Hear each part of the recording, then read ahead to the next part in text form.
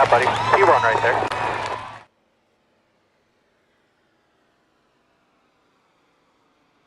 Alrighty, what is going on, everyone? Welcome to another race here in the No Toad Racing League Gen 4 ARCA Series. See the track in front of you. Big old mile-and-a-half track here at Atlanta. Transitioned into more of a super speedway style track, but what I'm hearing from a lot of drivers is these cars are really tight, even on fresh tires, and it might be a new surface, but you're still going to want tires here at Atlanta. So just because we have a brand new surface out here and you're going a lot faster does not mean tires do not wear out. Also, something else to keep in mind, here at Atlanta, we'll go ahead and we'll follow someone here. You see there is a red line here. That red line is just the same as what the yellow line is at Daytona. We saw first race of the season, Ben Nelson, unfortunately, did not have his win stick due to having his left side tires just barely go beneath that yellow. So here at Atlanta, you cannot pass below that red line. 3 wide is a possibility. I heard it's very tricky and very sketchy. Possibly some 3 wide racing. But I mean, these group of guys we got, they're going to put on a show like they always do. As should be getting into qualifying here any second. And definitely look forward to seeing who has anything for Ben and Johnny. Only 2 winners we've had this season. Ben has won 3. Johnny has won 2. So, we're looking for possibly our 3rd winner here tonight. But it's not going to be an easy test. We've seen Ben and Johnny work together really well in super speedways.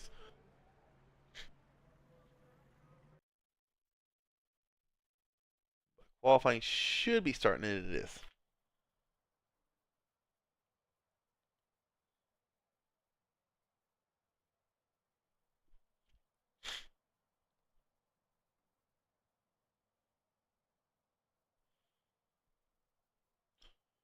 We got some guys out there on track already. Let's go ahead and let's go on board here.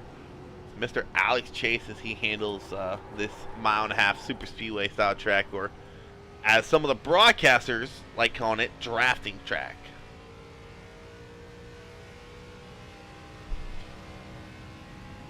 And one thing you might see the guys go below the red in qualifying. That is allowed.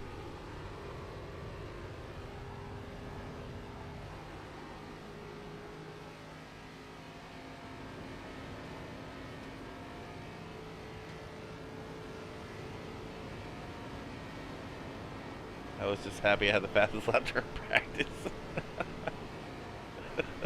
That's the spirit corner. Why think that was a call? How about we talk about that Martinsville race? I was talking to Ben. I actually met Ben in person. Really chill guy. I was talking to Ben though, and he was saying they brought in a newer tire. And if that's the case, it definitely helped out with the racing. A lot more action than what I'm used to seeing there. This is my 3rd time going in a row, 4th overall at Martinsville, and it kind of felt like I was back in the 2019 when I went for the Gen 6 race there. A lot of bumping and banging, a lot of guys getting loose. Surprisingly enough, there was some passes on the outside lane, which kind of shocked me.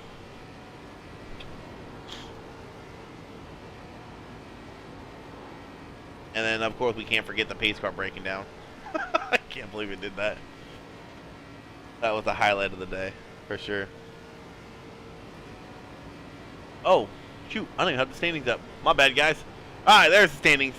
And they're all jacked up. Let's try this one. Let's just go top 5. So, standings are being wonky, because SDKs want to be wonky. Like always. But we'll have to wait until everything's said and done. You see Alex Chase coming to pit lane. That's going to be another tricky thing here tonight. Coming to pit lane. 70 laps is the fuel run. But the question is, do you want to push the tires that far?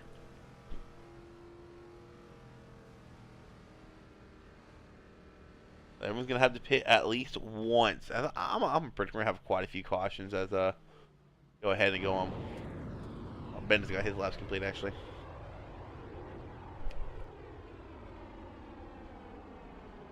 Oh, Mr. Brug, is he still out there? Yes, he is.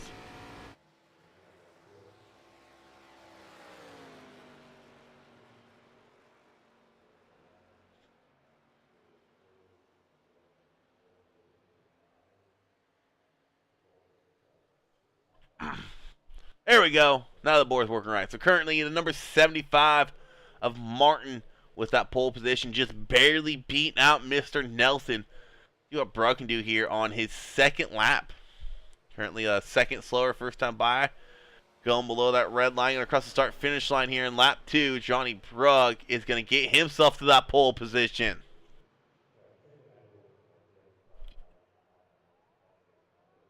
Johnny Brug, Ben Nelson, we lined up on that inside line 1 and 2. As Corner's still out there running, but he's already got his laps in. I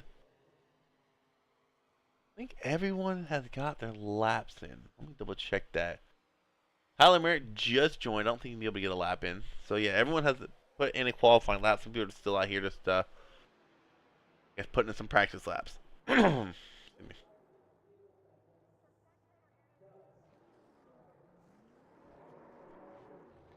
Hey, corner, you got to win the race, buddy. I'll say this: you better practice those burnouts.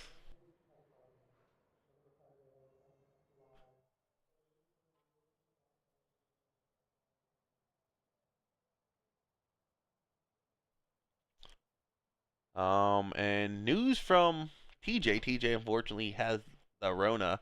So definitely feel better, TJ. One thing I can say, I've caught COVID a couple times. Drink a lot of fluids. Drink a lot of fluids and take a lot of Mucinex.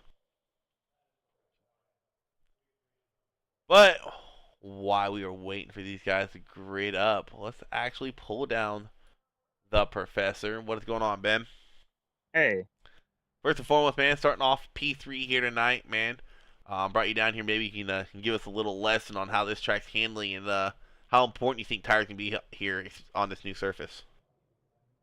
Yeah, I mean, with it being a new surface, you'd think that the tires would handle okay, but they really don't. It's still Atlanta. It's definitely going to chew through some right fronts, but I think we're going to need all the tires we have. It's definitely going to be a tough one strategy-wise. We don't know quite when the cautions are going to come out, obviously, so I think we're going to need the tires, though, that's for sure. Yeah, in my experience here, I've raced here a couple times. Never raced a Gen 4 here, but one thing I know is when wrecks happen here, they happen fast, and they're very hard to avoid with how this track is built. Yeah, it's like really is just a mini Daytona, and Daytona's already tight, so especially in the quad, we're going to be all up in each other's business more than we want to be, so it's going to be fun to watch, I'm sure. Now, I got to ask, man, as far as tire saving goes, trying to make sure you don't roast them too much, would you rather be leading or kind of in the draft letting off the gas going into the corners? That depends on the guys you're around. I mean, if you are with a guy that might not want to pass you, it's great to be leading. But if you're in a pack of hungry dogs, and they want to lead, I don't know if it's better or not, because you have to push pretty hard to stay in the lead in that case. So you just want to lift a little bit on entry just to give yourself some of that bank, for the tire, because otherwise you'll just be pushing up to the wall later in the run. All right, man. Good luck tonight going for your third in a row. Thank you. So go ahead and go over our official starting lineup here tonight. 100 laps of racing here at Atlanta. We see that front row: Johnny Brug, Craig Martin. Row 2 be Nelson and Garon Turner. Garon Turner had a really good run going last week. Can't remember where he finished at. I think he ended up getting involved in a wreck late on. Daniel R. Williams, Charles Wood, row 3. Row 4, Mitchell Williams, Tyler Lim. Row 5, Paul Crumey, Alex Chase. Row 6, Robert Goeth and Ethan Owen. Row 7, Joshua Corner, Thomas Milano, and Tyler Merritt around the field in that 15th spot. Did not qualify. He joined pretty late, as we're on board with the pace car here. Hopefully this one doesn't pick up too much rubber and break a wire to the fuel pump.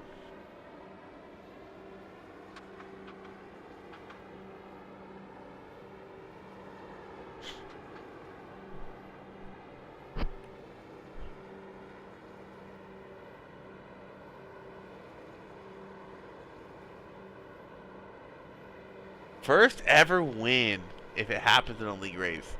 Well, in that case, Corner, I'm rooting for you, man. I love to see it. I remember when I got my first league win. I mean, There's 2 wins I'll never. There are 3 wins I'll never forget. My first official win, my 24-hour win at Daytona, and my first league win. Those 3 will always hold us really close.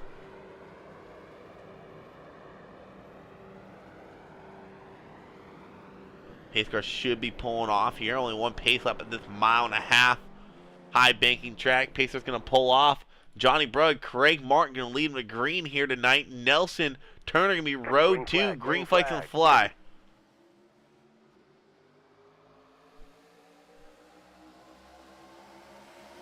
Try to get a good camera. There we go. See early on, Johnny Brug and Benjamin Nelson already kind of linking up there on that inside line and really leaving the field. Already got about 10 car lengths gap all the way back to the number 8 machine of Williams, as the 2 Williams are working together pretty good on the inside line. Craig Martin getting shuffled back, and Nelson and Brug already built up 3/10-second gap, but these ARCA cars have a tendency to get a really good run. We're starting to see that here. See the 8 going to have a really good run here on Nelson. Coming into the tri-ovals, Nelson's going to look to the high line on Johnny Brug, and that's going to allow Craig, not Craig Martin, that's Williams, Danny Williams to catch up. All these Williams can confuse me.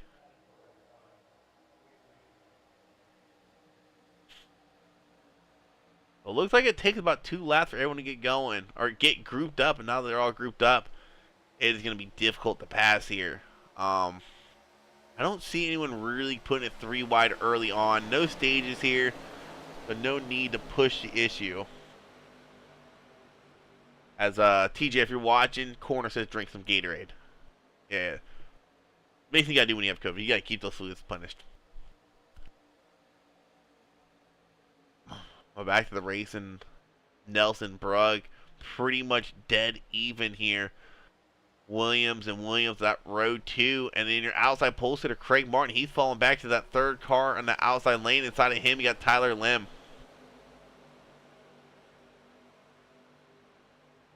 55 of Volano, 2.5 back. I wonder if he's still in the draft. He is, just barely. You see the 38 machine of Tyler Merritt. Tyler Merritt coming off of 2 solid runs. 2 podium finishes in a row. Merritt looking to make it 3 here tonight. Gonna have to bide his time. Back up front, we got Johnny Brug and Mr. Benjamin Nelson still leading the way. Craig Martin maybe looking outside. Didn't quite get the run he wanted. He's gonna tuck back into that line. Ooh, as Daniel Williams into the wall at the end of turn 1. Oh, and Mitchell Williams getting loose. Big wreck. 77 up in the air. Keeps it on all 4 wheels, though. It looked like Mitchell just got loose by himself. I don't want to rewind it. I can just go do this. Go on board here is Mitchell.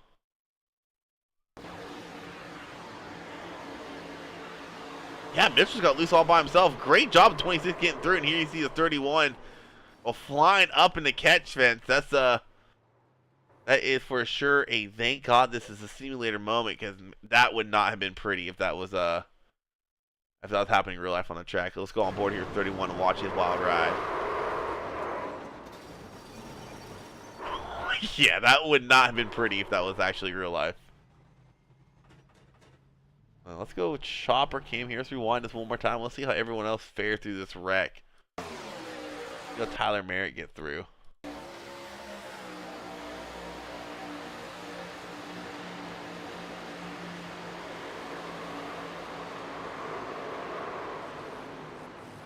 Oh, Tyler Merritt barely making it through that wreck.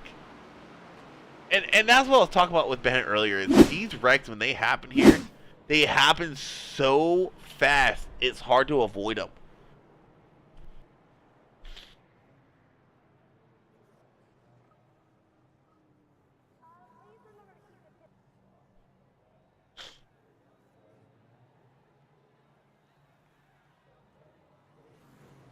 Johnny Brug leading the way here in front of Nelson.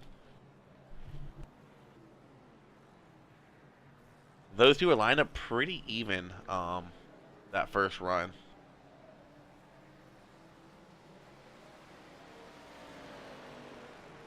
I'll be honest, I was kind of surprised someone got loose all by themselves.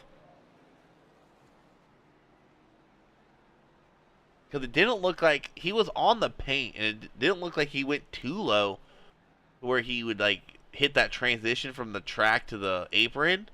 And he just lost it.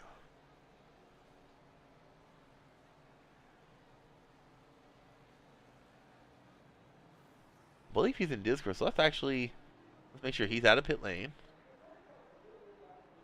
He's sitting there, so we'll wait for him to pull out and try. I think he's getting all of them as much damage as he can get fixed.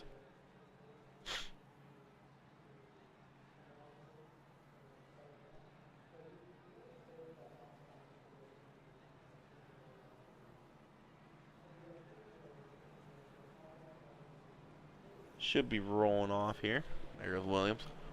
Rolling off, going to be catching the field. Let's go ahead and pull down Mitchell Williams. Mitchell Williams, I think Booth got a copy. Yeah, I do. Hey man, first and foremost, what a thank God this is a simulator moment that was for Tyler Lim, or not Paul, that was Crewmy. But man, what happened there? It didn't look like you went and touched the apron; it just snapped on you. I hit the apron for sure and spun it around. Oh, okay, yeah, that's why I brought you down because it didn't look like that from the bird's eye camera. It looks like you were on the paint, but it didn't look like you actually hit the transition. I did, and I was just gonna try to save with Johnny, and I went down too far. All right, man. I still have over 2.5 minutes of damage. Oof.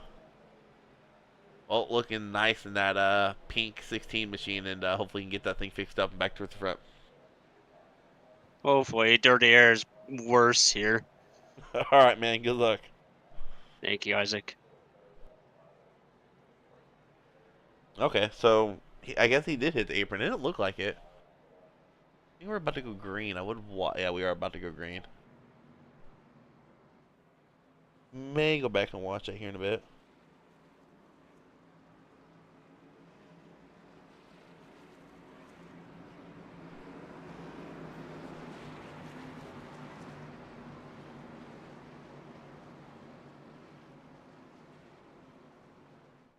Pacers off.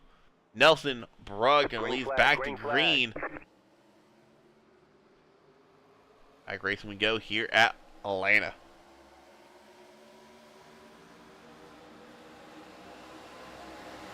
I don't know if Johnny's getting that good of a jump or what, but he's way out in front of Ben all by himself. And that's going to allow Ben to really get a run here going down the backstretch with Turner in tow. There goes Ben going to the outside. Turner's going to go with him. That's going to leave Johnny Brug all by himself in that inside line. Daniel Williams is about 4 car lengths back, and Nelson may clear here off of turn 4. I believe he is. He is clear. Where is he going to go? He's going to stay up high with Turner.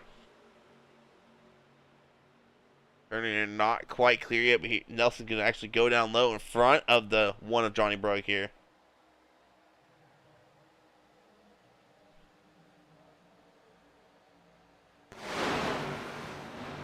So now it's Nelson Brug lined up nose to tail, something I kind of saw coming into this race. We have seen them work together really well in Super Series in the past. Nelson now going up high to block the run from the 715. Almost contact there, and that would have been disaster for the 79 if they would have made contact. That's going to allow Brug to lead that inside line with Daniel Williams.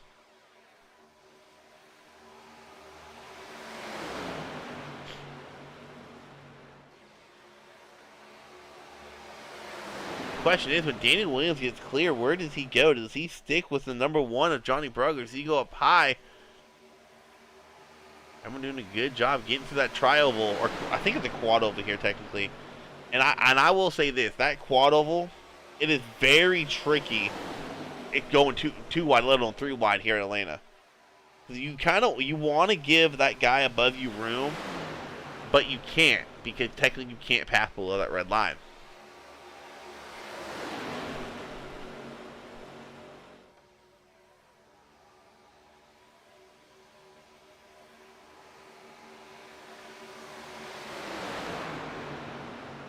Looks like Michael touched the apron. Okay. Yeah, I know it's a really aggressive transition, I guess you could say. But so what you're saying, TJ, if you're still here, is Now I'm really watching it. You can't go and touch that paint, which is, yeah, that makes sense actually, because I don't really touch the paint at Daytona or Dega too much.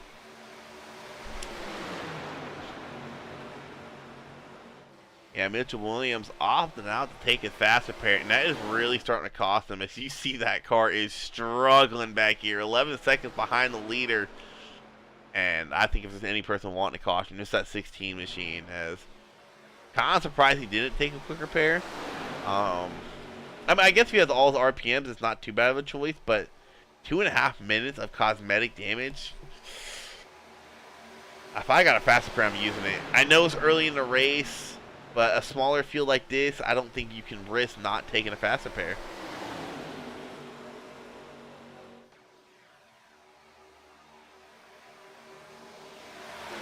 Nelson and Turner are working really good together on that outside lane. Dirty Ethan Owen in tow as well. How about this? Paul Crumey involved in that first wreck, or one and only wreck so far. Oh, it's going to cut it close for Ethan Owen, cutting that nose off of Daniel Williams almost, but Paul Crumey involved in that wreck, upside down into the catch fence, and he's running back up here in the top 5. Just inside the top 5, but he's third car on that outside lane, trying to make up some ground as risky move there because he is out of a fast repair. Okay, gotcha.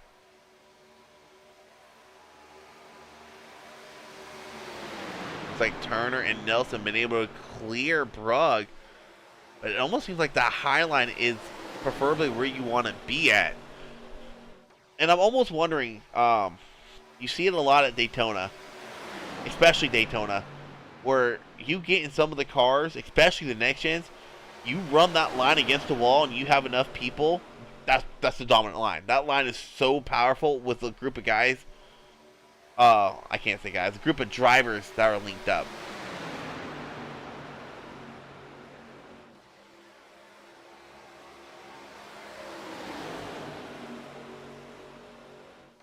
Not seeing too much pinching going on quite yet either.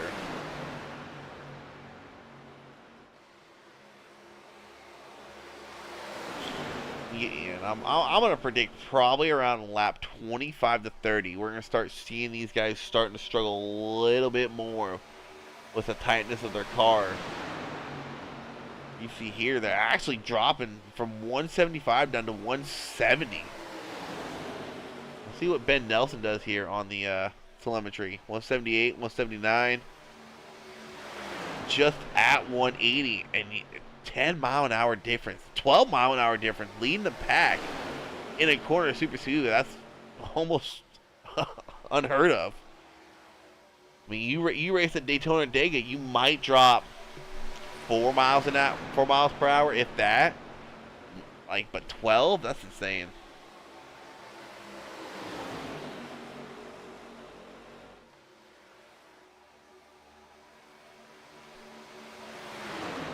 Brug starting to make a charge back on the inside line. That's formed up a little bit better now.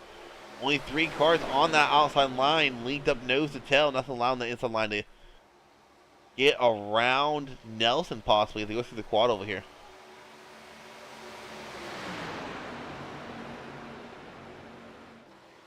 Mitchell Williams Tokyo drifting on the apron.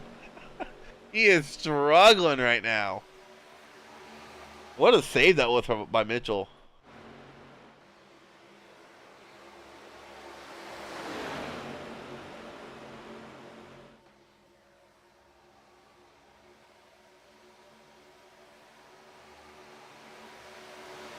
Let's just give you an idea on what these guys have seen. Let's ride on board here with the 26 of Tyler Merritt and just get an idea on how intense this racing is and why, me personally, I don't like racing in Atlanta.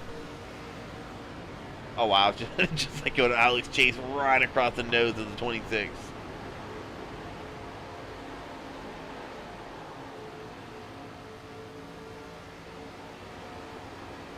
And this is what makes Super Speedway racing so difficult. As you see Tyler Merritt here, he can't see what's going on with Brug.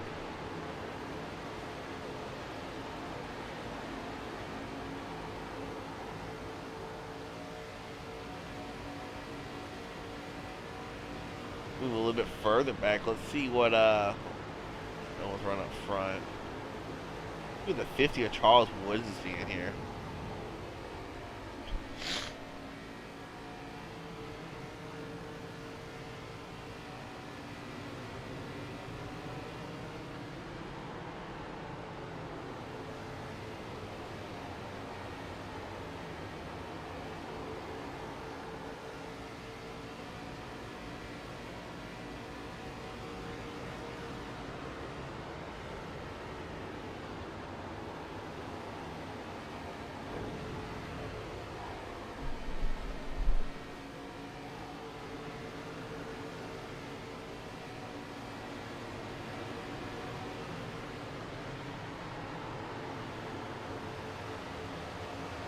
So there's some onboard cameras on different drivers, different areas of the track. Some of them can see a lot. Some of them are looking through a little window, basically. Oh, we got a long green flag run going 25, coming to 26 of lap 100. Laps ticking off pretty quickly here.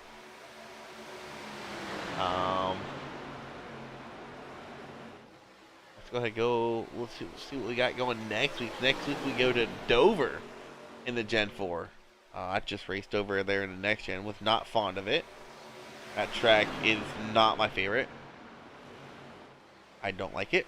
I don't like that transition you hit coming off the corner.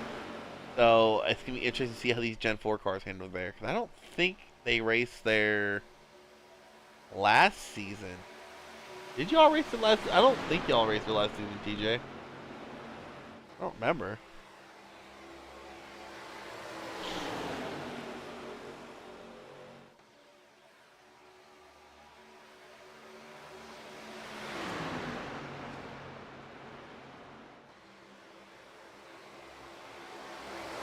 Nelson and Brug still leading the respective lines. Something I was talking about with Nelson last week. Would not be surprised if I saw these two 1 and 2 in the running order, and they have been there ever since. Almost contact there between Ethan Owen and Turner. Still learning this dude's first name. I think it's Garon. Garon Turner. And we're getting to that point I was talking about, 25 to 30, when we're starting seeing these guys really starting to struggle here with the cars tightening up.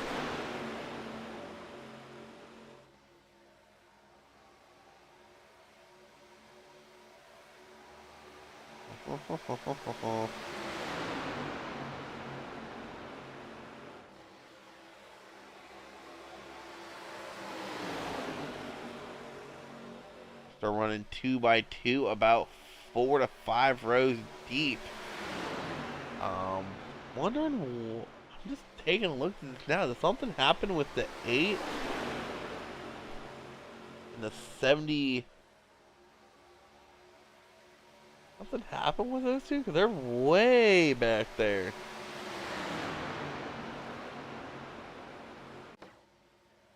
And they were running up front. Did I miss something with Daniel Williams?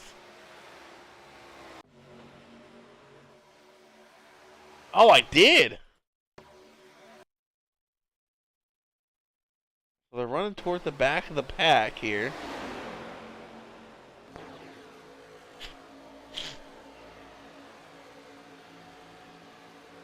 Still in the draft. This is your outside pole sitter. And the 8 of Daniel Williams was running up there in the top 5 for a bit earlier.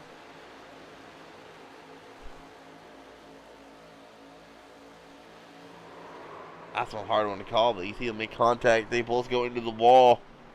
And these guys are going to have to hope for a caution.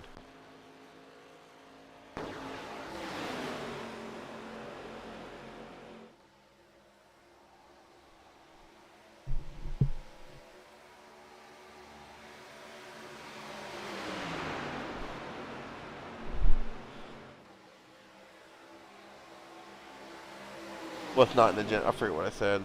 What's not in the Gen 4? Whoa! A lot of moving around there. I was about to see a wreck.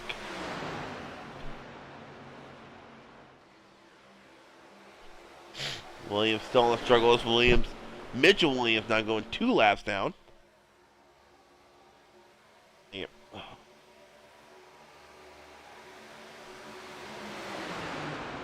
Garon Turner and Benjamin Nelson are really making that outside line work.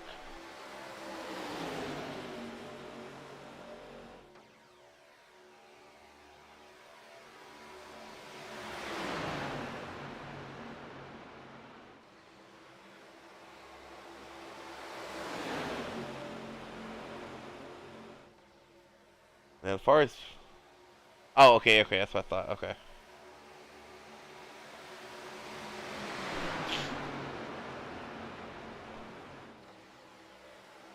So I'm almost wondering if these guys are going to run the tanks dry, or if they're going to split this race in half with how difficult these cars are becoming to handle. You see, they're not even hitting 180 no more down the front stretch, or back stretch, I mean. Take a look. Oh, we can take a look at this way. Give me a second. Last time by, they were on a 31.83. The fastest lap. Wow! Holy cow! A second and a half of fall off at a drafting style track. That's pretty insane. A second and a half in 35 laps. Roughly 30 green flag laps. That's crazy. Oh my goodness. Almost 2 seconds actually. That's insane.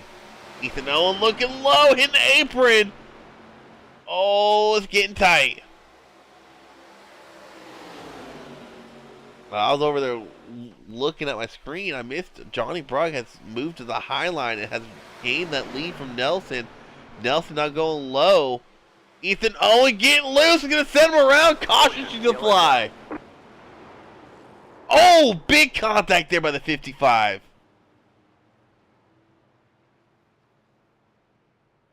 And that one's interesting because did he have help?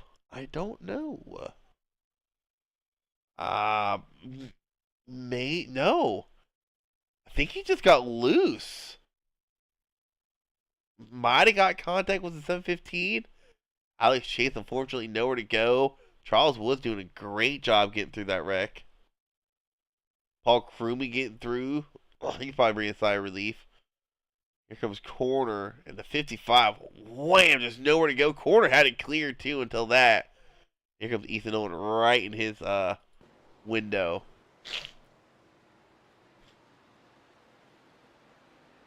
Let's go back and let's see if I can't find a better angle of this. Let's go right rear. See if there's any contact here. Maybe go left front on the 715.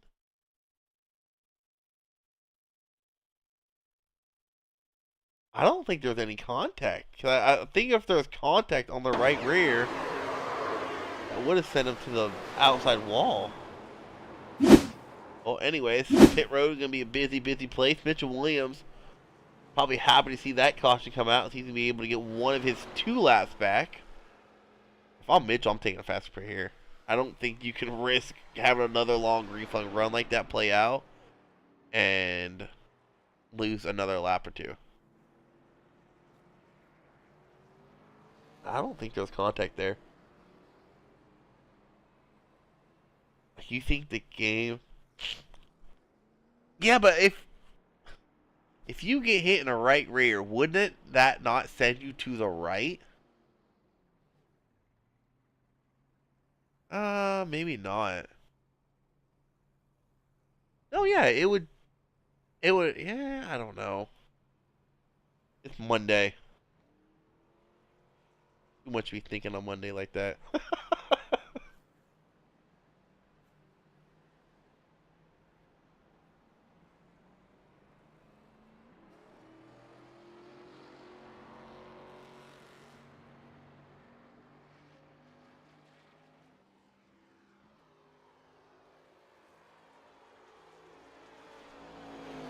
Yeah, I guess you're right.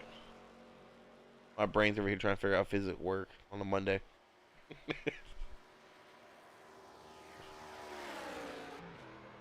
Right in my brain.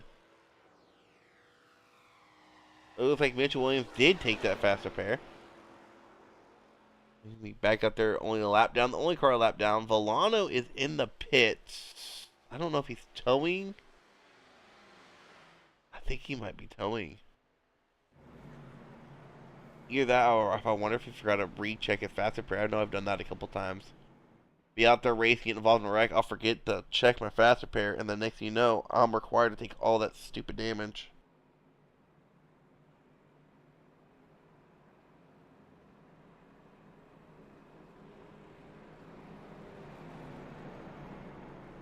Yeah, that's right.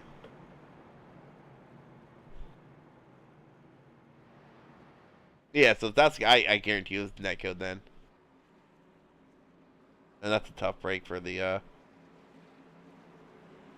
30 of Ethan Owen.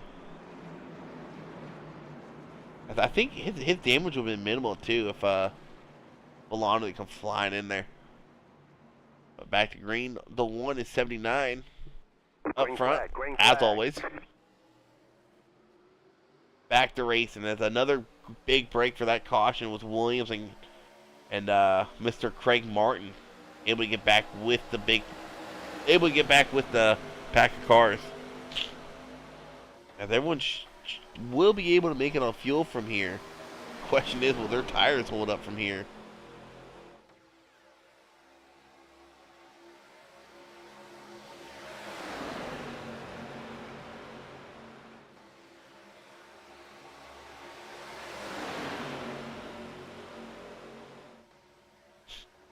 Oh, shoot.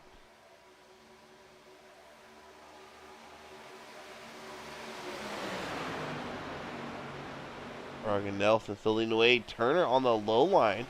We saw him working really well with Nelson on that high line earlier. Oh, hard impact into the wall. That's Ethan Owen.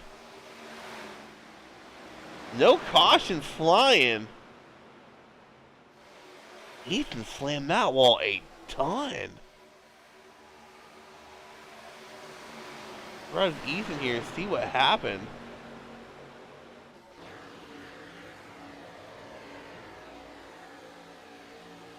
Oh, he just drifted up too much, right in front of Craig Martin. That's the second time he has had someone come in front of him like that. He has to be like, come on, guys, I'm not the wall. The wall's another car length above you. At the green flag race, and that wreck has split this field up.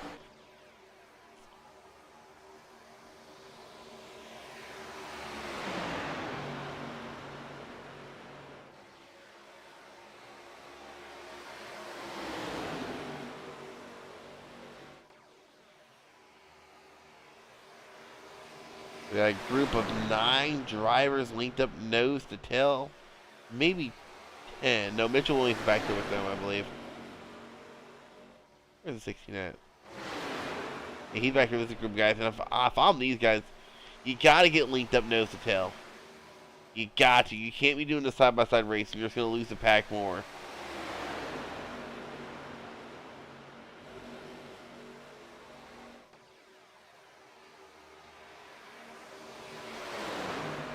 Go back for the battle for the lead. Nelson sliding down in front of Johnny Brug. Nelson going to lead the inside line. That's going to leave Tyler Lim and Charles Wood up there on that outside line. Going to try to get some magic to work.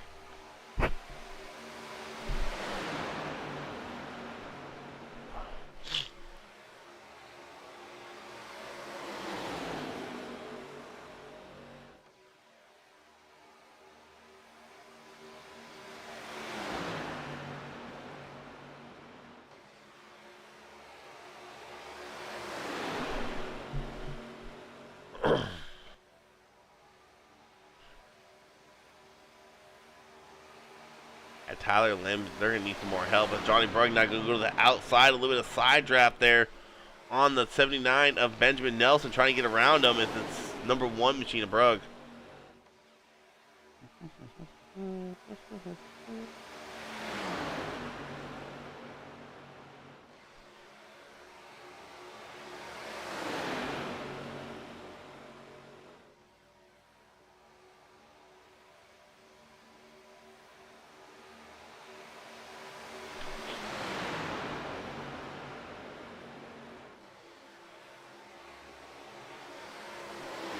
that second group of cars, they have now lost another, not 2 seconds, another second or so. Now 6 seconds back. Ethan Owen currently leading that group of cars, and I don't know if that's the smartest choice. No, my bad. Mitchell Williams is leading that pack. And they're losing a ton of time on these guys.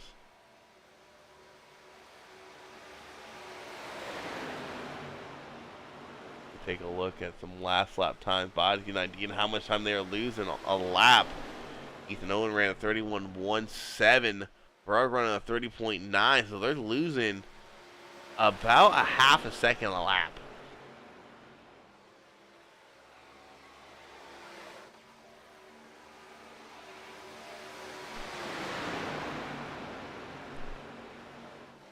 We go back to the lead. We're just shy of the halfway mark. It'd be 50 laps complete this time by.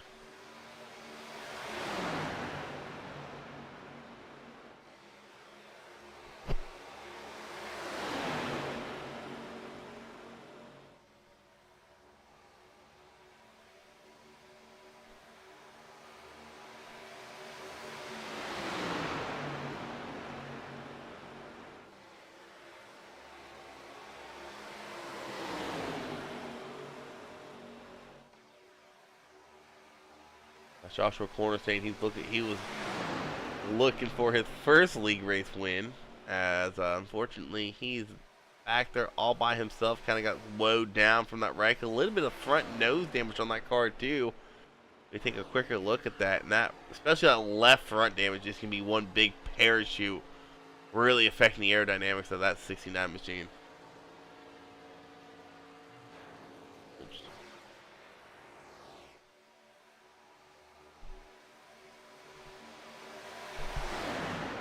We're halfway complete this race, and kind of surprised I haven't seen those 3 wide action yet. I'm kind of just biting their time, letting these laps tick down as I say that. I thought Tyler Merritt was about to go 3 wide, but he's trying to give these guys some more room going through that very tricky quad oval here.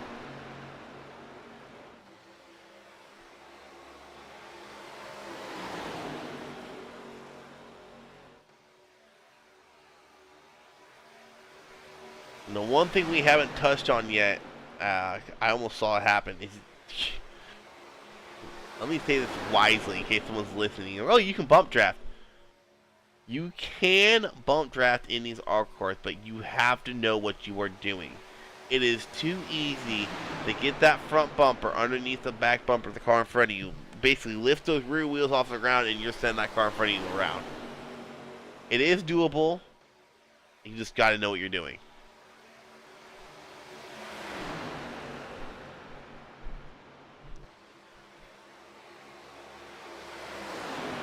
With Tyler Merritt, I don't know if he got into the wall or if he came close to him. He was all the way up against that wall going through 3 and 4 that time by.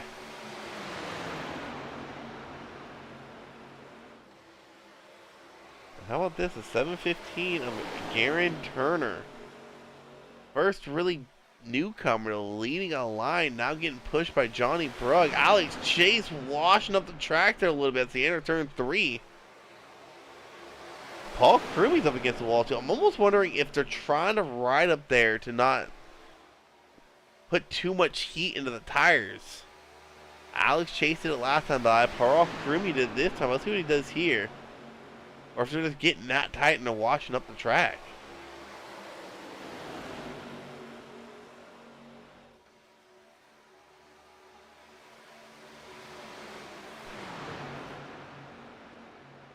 Oh, Alex Chase getting tight.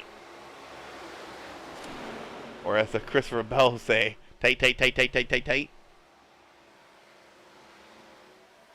And it's kind of interesting. Everyone's kind of starting to get spread out a little bit. Like what I'm watching now almost kind of looks like what you would see racing on old Atlanta, especially on fresh tires. There really isn't too many cars really linked up nose to tail to a point where they're drafting per se.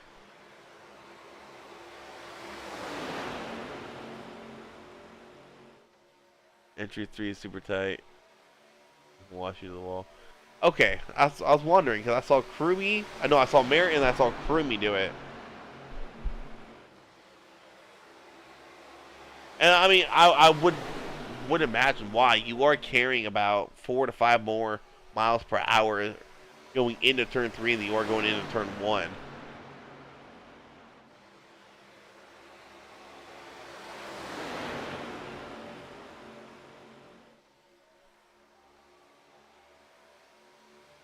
But me personally, I've never been a fan of Atlanta.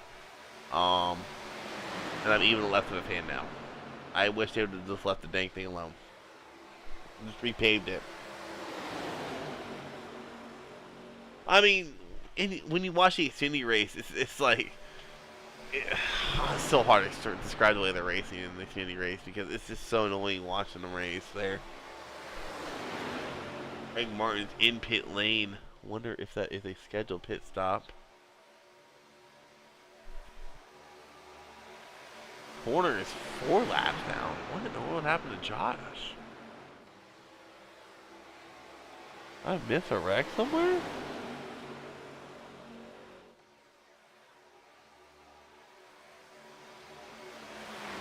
No, I don't know what happened to the corner.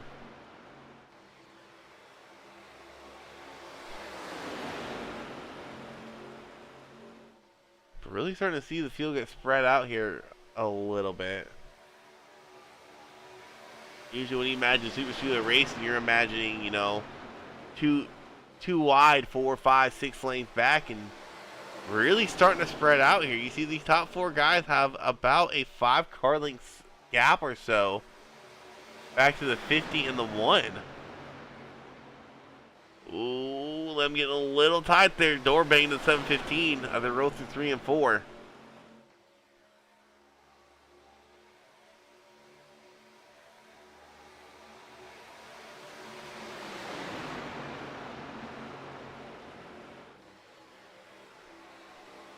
As Mitchell Williams, Ethan Owen, those 2 guys kind of got slowed down from that contact shortly after we took the green flag. They're back here, still 10 and a half, almost 11 seconds behind the lead pack.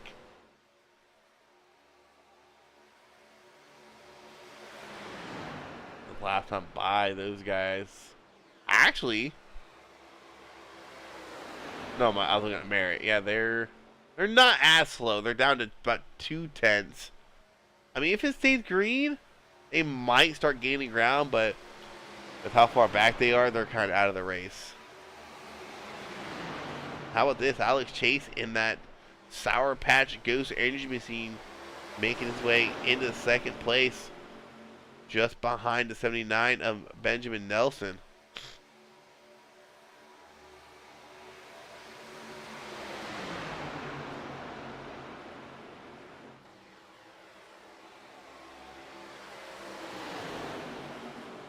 Actually, right on board here. Let's ride on board here with Garon Turner for a couple laps.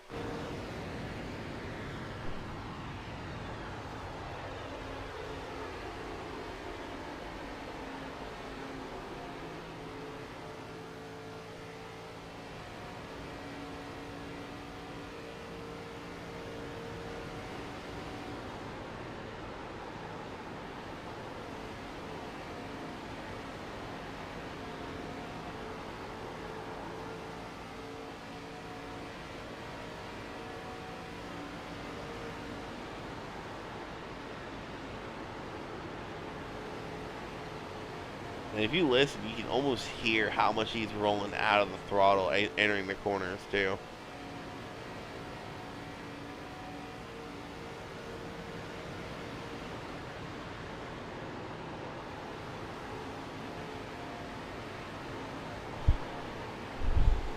And it almost seems like they're getting a little loose on corner exit.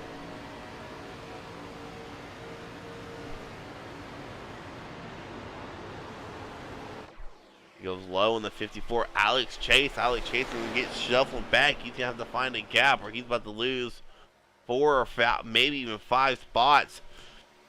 Nothing to keep an eye out on is Croomy and Merritt possibly starting to lose that draft there a little bit. They're about 7/10 off the back bumper of the 277 at Ghost, and you got to wonder if they're going to be able to keep that draft or not. I know these ARCA cars do have, you can fall about a second back or so at Dega and Daytona, but I don't know if that's the case here at Atlanta.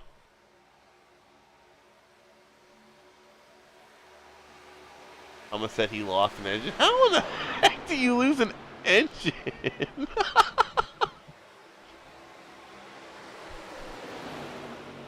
Oh, it's Volano. Oh, no! That's what happened to Volano. I think we're getting back to 2x2 again.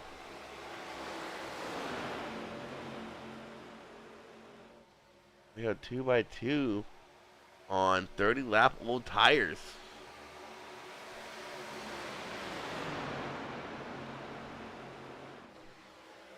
Like, how in the heck do you lose an engine? But he must accidentally used a fast repair or forgot to check a fast repair. Man, that's a gut wrenching. Either one of those.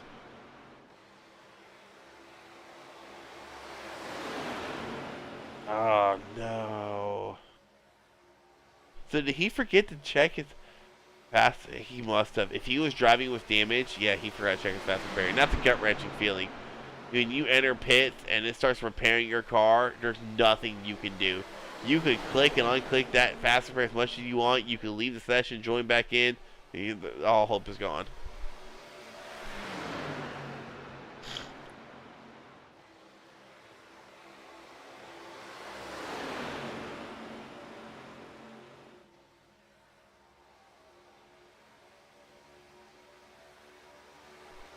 That's right, going by pretty quick. 30 to go this time by.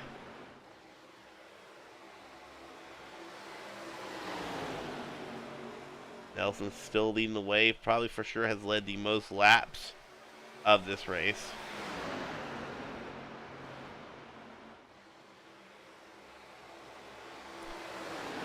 He's going to fall in line behind Garon Turner. Johnny Brug, your pole sitter, he's fallen back to 5th. Tyler Merritt, who started dead last, he's made his way up to 8th. Still a lot of racing to go. 30 laps left.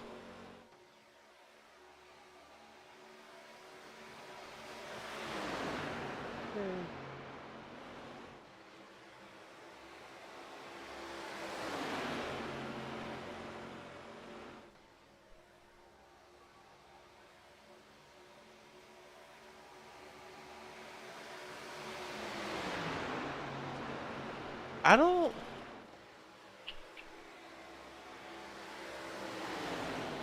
I don't remember him getting involved in that first caution. Oh, my memory sucks. My memory sucks. I had a level 4 concussion when I was littler, and literally suffered from short-term memory loss because of it, and it's not fun.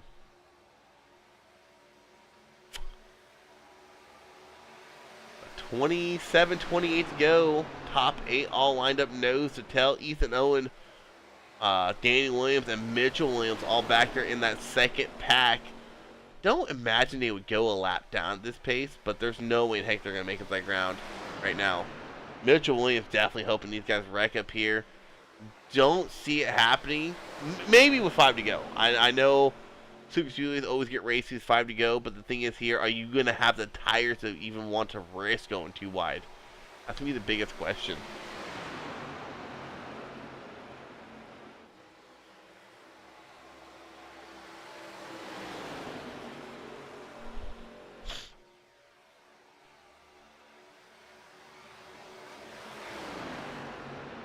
And you see everyone is kind of literally lined up to a point to where they're running Atlanta now.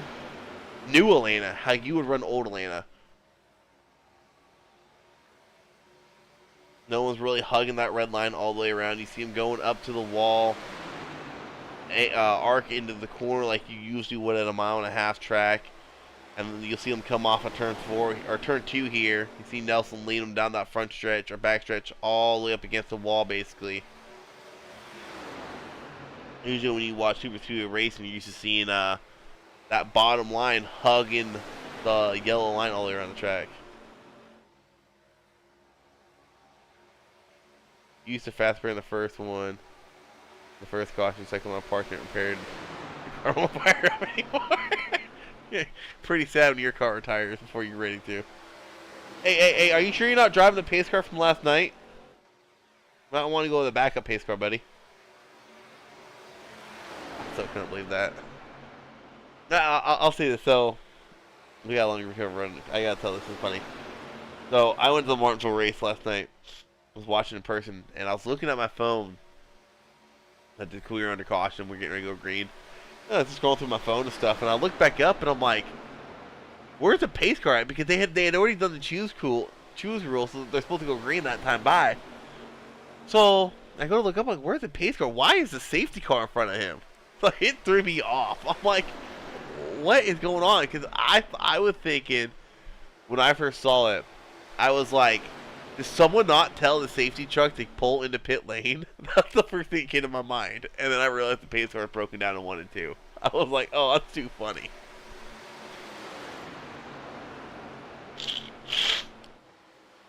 It was also hilarious, the amount of cheers were going on when they hooked up that pace car. It was definitely something that you won't see again. Oh, you might, but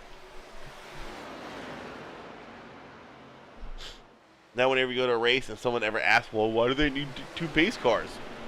Now you can show them that video. Well, see what happens when there's a ton of rubber on the track? It's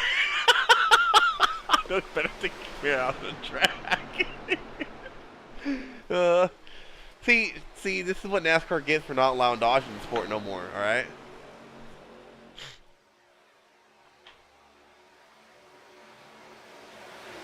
I'll tell you this, it literally threw me off. Like, just sitting there, looking up, because we've all heard and seen videos of, like, the communication not being right with safety trucks. I mean, I think it was Darlington one year.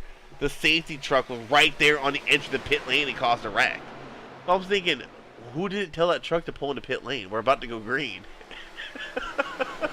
Because when I looked over there, where I saw the safety truck, it was past the entrance to pit lane, so the pace car would already have pulled off into pit lane. No, it technically ran out of gas because the fuel pump stopped working.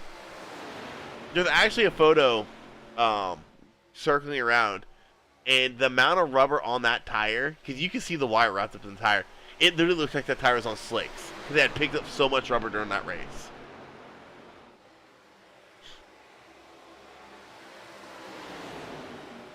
Yeah, he 20 to go here.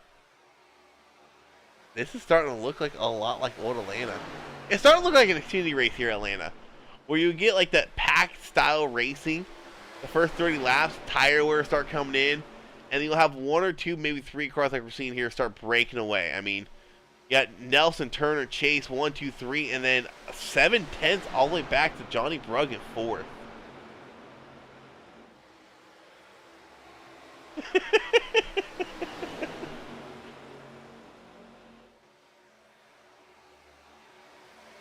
Now 8/10. And it's starting to kind of look like an old Atlanta race. And if I'm Johnny Brug, I'm yelling at Charles Wood, like, dude, you got to get behind me here. We're losing ground racing for position. 19 coming to 18 to go this time by.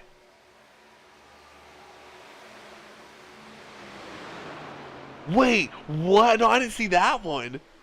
When did that happen? How in the heck do you crash the pace? Oh my god.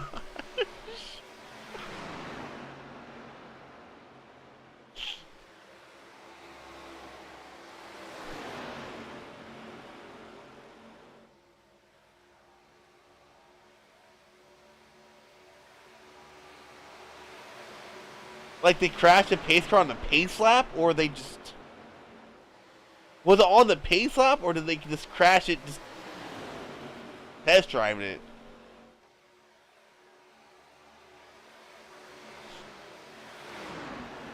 Well, I'm almost kind of curious here. Brug is losing time. Where is my thing at? Here it is. Johnny Brug and Alex J. Yeah, he's actually losing time. Gained time the last 2 laps by. 16 to go.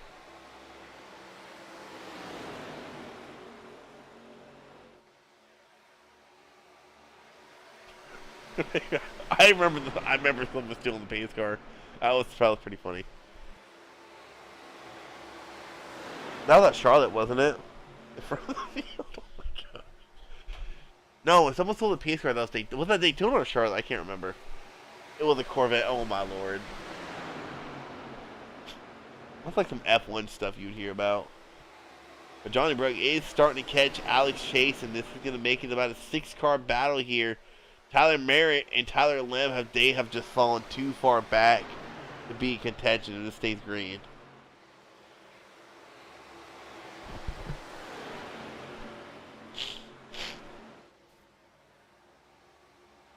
But yeah, when that pace car broke down, the conversation in the stands around me was pretty hysterical.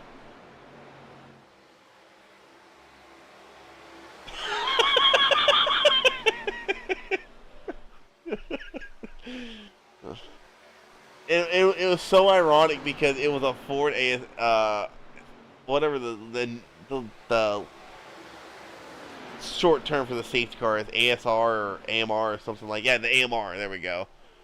Like, it was so ironic that it was a Ford AMR truck, and it's like everyone was just talking mad crap. That's why you don't buy a Chevy, you try to buy a Ford. And I'm like, oh my gosh. Me personally, I'm a Dodge guy, so I just root for Chevy because I'm a Hendricks fan.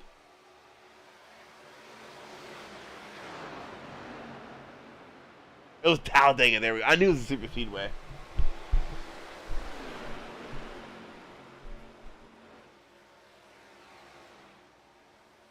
Yeah, wasn't that like back in the stolen pace car? Wasn't that back in the 90s or 80s or something like that? It wasn't recently, was it? I don't think it was. I do remember seeing videos of it though. Pretty funny.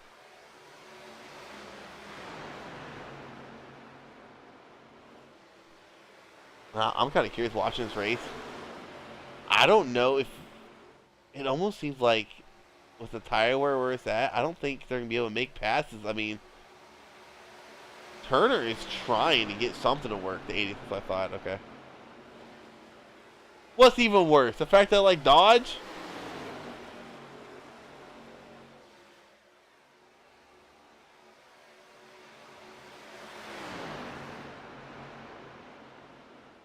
The Brug, he has caught this field, or at least is trying to. Doesn't really have any help behind him.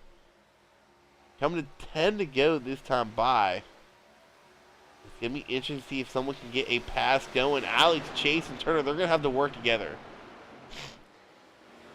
I think if they want any shot at Garon Nelson, Alex Chase is going to have to follow a 715, either to the outside or the inside. You see Ben Nelson starting to run that middle line there, going down the backstretch. Leave me alone.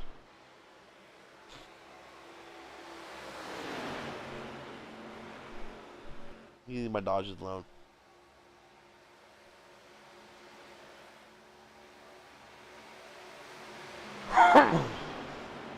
I just don't think you can really pass people. I mean, I just saw the flame shoot out of the 715. They gotta be lifting a ton, and he's not even really that close. Let's actually go on board here with Turner.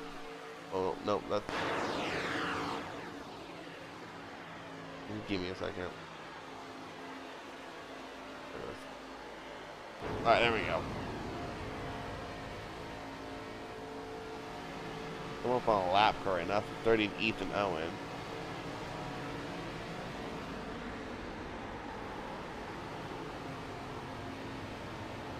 Yeah, he's at. Excuse me. He's having to lift quite a bit, and he's not even really on that back bumper of Nelson. So he's not lifting to stay out of Nelson. He's lifting because that car is getting so tight rolling through the corner. 8 coming to 7 to go this time by. Johnny Brug starting to fall back yet again. 3-car breakaway.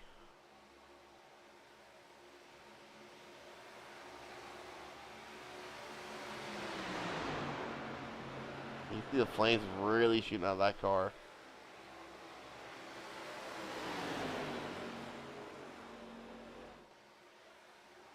Ooh, someone's in the wall back there. I believe that was Tyler Merritt, if not Tyler Lem.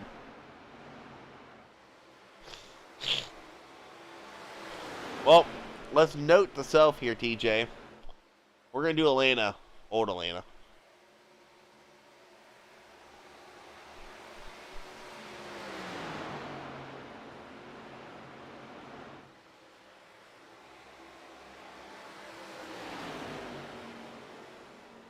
And I'm just saying this. You can talk down a Dodge all you want, but last I checked, that's a Dodge, and that's a Dodge. Just saying.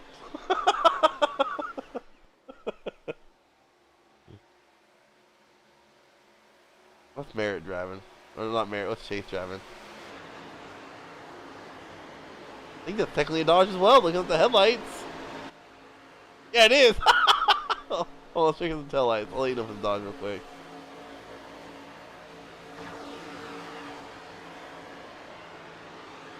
It is!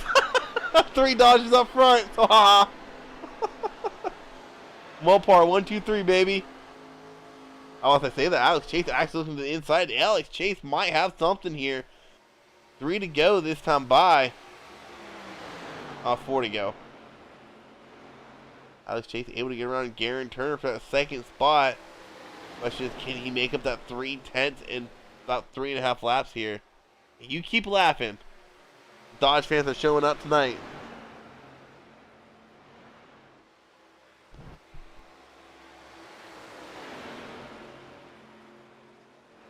Alex Chase starting to close that gap. Was a 3-1. Now down to a 2-3, 2-2, 2-1 to go into turn 1 here. Alex Chase looking for his first victory here in the Noto Racing League. Since I've been broadcasting, he may have won in another series, but I've never broadcasted a win for him. Trying to get it done, but Alex Chase lost all that ground and then some going down that backstretch. With 3 and 4 coming to the cross flags here. 2 to go this time by.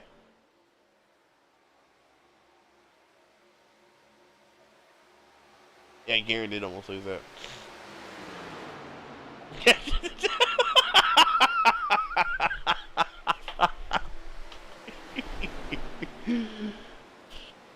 Yeah, there might be a spring out of rank, but then they'll blame it on the tool later on. 2 to go, coming to 1 to go. Alex Chase, I don't think he's going to be able to close that gap. 2/10. 60 lap old tires down to 10th and a half. A 10th there. Alex Chase going to have to do something here. You're going to have to try to stick on that back bumper. He's losing all sorts of time going through 1 and 2 here, going down that backstretch. For the final time, Nelson's going to have really no competition here. They roll through 3 and 4. Unless he Kyle Larson's it here like he did at Pocono a couple years ago. Benjamin Nelson going to win 3 in a row here for the Noto Gen 4 Series. Alex Chase P2. Garon Turner coming in 3rd. And Johnny Brug, your pulser, going to come across 4th. I see some windshield collapsing on the drivers. Okay. Yo, real talk. Like, that was... I remember watching on my... I was watching that race on my little phone while delivering packages and just glimpsing it every now and again, and it caught my eye right away. And I'm like, that don't look normal. Surely I'm not the only one seeing that window all caved in.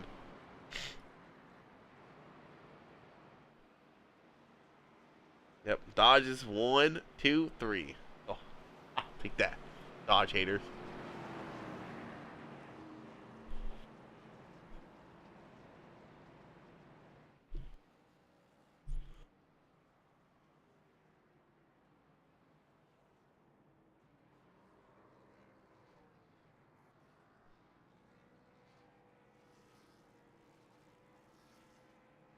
Yeah, Alex did do a good job. I was wanting to see Alex win that race. I was hoping.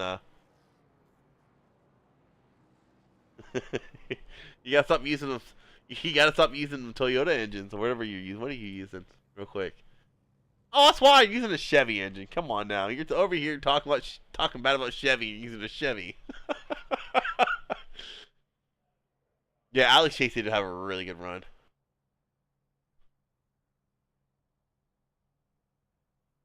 Wait for the guys to join the podium finishers. Garon Turner. I don't know if Garon Turner's in Discord.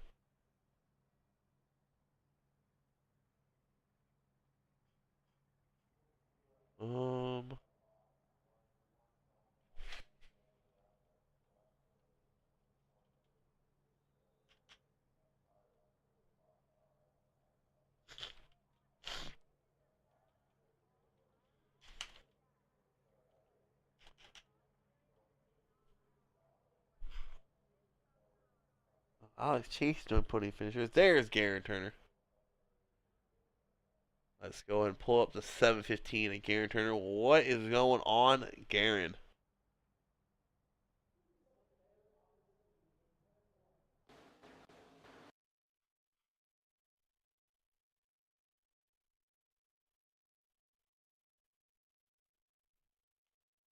Try it again. Garon, you there?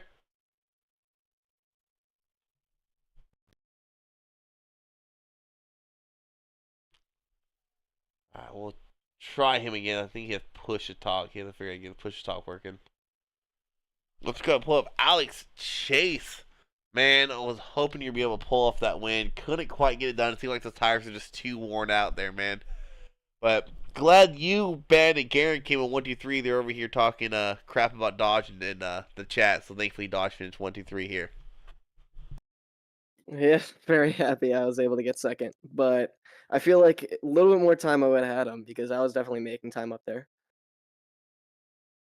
Yeah, it seemed like you made up a lot of time coming out of 2, going out of the backstretch, but lost a lot of time going into 3. So it seemed like he had 3 and 4 figured out. You had 1 and 2. I think maybe another lap or 2 you could have got to inside going down that backstretch, but what a race it was. A long green flag run to end the race. It kind of started looking like an old Atlanta race with how spread out you guys got. Yeah, everyone was talking about how much it felt like street stocks at Charlotte, but it was a lot of fun. The drafting racing was fun, just being able to save tires and that was fun. All right, man. Well, congrats on your podium finish. Unfortunately, 1 spot shy of getting that first win.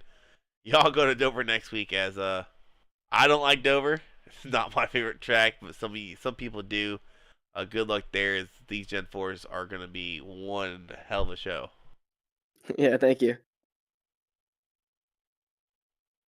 All right, next let's pull up our winner, winning 3 in a row here, kind of picking up where he left off last season. Man, I was just talking to Alex Chase. How it was starting to look like an old Atlanta race with how spread out you guys got. It looked like that tire was something else here in these Gen 4s. Yeah, I mean, it definitely tire wear was the name of the race, but it was just, in my opinion, it's the wrong kind of tire wear, like all right front. It's kind of a bit annoying to race that way, where you're just trying to not just junk the right front. It's a little different in a normal race where you can kind of balance it, but this one you're just trying not to shred it at this point. So um, I can't say that was my favorite style of racing. You know, it's a little bit odd, but like Johnny said in the race, it did remind me and him of street stocks at Charlotte. Like that's the kind of vibe I got, where you're sort of still defending against the draft and worrying about your tires a little bit, but not really much else you can do. That's really all the race is. Yeah, and broadcasting this race and watching this one, it gave me more so of real life Xfinity vibes at the track. You start off the run, a lot of draft racing. As the run went on, you would have 2, 3, maybe 4 cars just break away from the field, and everybody else would be single file out, split up. And I'm like, what kind of racing is this? Like, I don't like it. Some people do. Yeah, it's just I think it would be better if the tire didn't well, not tire, if the setup wasn't so dang tight. That's the problem. I think it would maybe result in a little bit of the same thing if it was loose, but at least it wouldn't be as annoying to drive it, I guess. Like, because you could at least maybe turn on the high side if it was loose. You know what I'm saying? So Yeah. you really couldn't do much on any lane without help, because there was no way you were getting around someone on like side by side after the tires went out. You just couldn't do it because right front was gone. So if they had any nose ahead of you, it was pretty much a done deal after 40 laps. What was your right front at after that race? Mine was 34, but I feel like I could have pushed it harder because I guess the guys behind me, they were like 20 something and maybe even less. I don't know if I wasn't turning my wheel hard enough or what, but I felt like I was super tight, like tighter than them. But like I said, maybe I just wasn't turning enough and I didn't know, but I don't know. It was enough to get the win though. Yeah, I think it's safe to say. I'm pretty sure if I ask everybody in this race, if we're gonna go Atlanta again, we should probably do Old Atlanta because, like you said, this was a different style of racing. It's not your typical super speedway, not your typical mile and a half. I don't know. It was different. That's all I gotta say to that. Yeah. On a more points racing side, it was good for me. I won. That's fine. But Johnny finished fourth, so that's good for my points gap. Yeah, Johnny finishing fourth here tonight. I think he finished just outside the top 5 last race. So those will more than likely be his 2 drop races. So points should be interesting. Maybe he might get points put up next week, but congratulations on that win. Your third in a row. You look forward to Dover. Um, that should be interesting with the Gen 4s. Yeah, Dover is. It's got to be like either my first or second best track in anything. I love that track, so really looking forward to that. All right, man. Good luck next week. Thank you. All right, do we have Garon here now?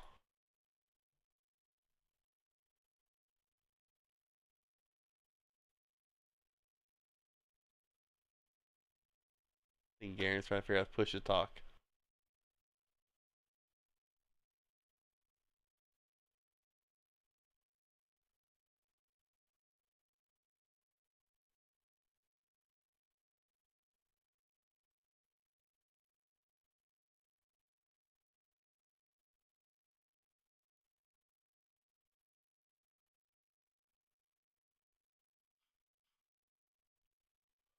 Alright,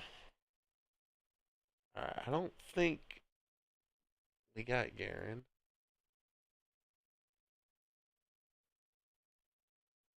Might try him next week. Alrighty. So definitely a very interesting race here tonight. Different style of racing. It wasn't super speed like I thought it would be. It wasn't even a mile and a half. I get.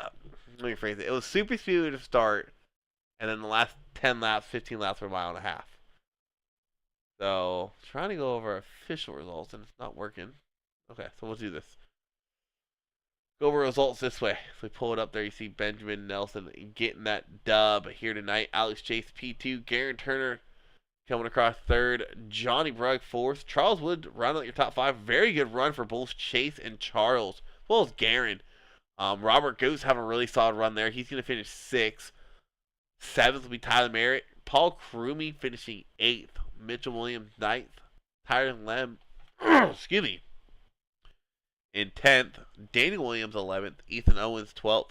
Joshua Corner 13th. Craig Martin, your outside pole sitter, he's unfortunately going to finish all the way back to 14th. And Thomas Volano for blowing his engine. Thank you for coming to chat and talking with us. He's going to cross the line, sort of, on pit lane in 15th. But we got Dover coming up next week. No, you're good, TJ. This I think is their 6th race. It would have been kind of pointless, but next week I for sure want them. But this race is interesting. Different style racing. Hopefully next time we go to Old Atlanta. But we got Dover coming up next week, as Dover will put on one heck of a show. Very tricky track. It's kind of like Bristol, but the transition is so aggressive off of 2 and 4. Really easy to break the car loose, and depending on how you're using up the tires, it's hard to plant power going down the straightaways. So Dover should be interesting. Then we'll have Chicagoland coming up after that. That's going to be your next 2 races coming up. Tyler Merritt is actually sponsoring next week's race, so we'll get with him and probably have some cool videos and logos going on with that next week. So tune in for that. In the meantime, we'll catch y'all next time. Y'all stay safe out there for Halloween.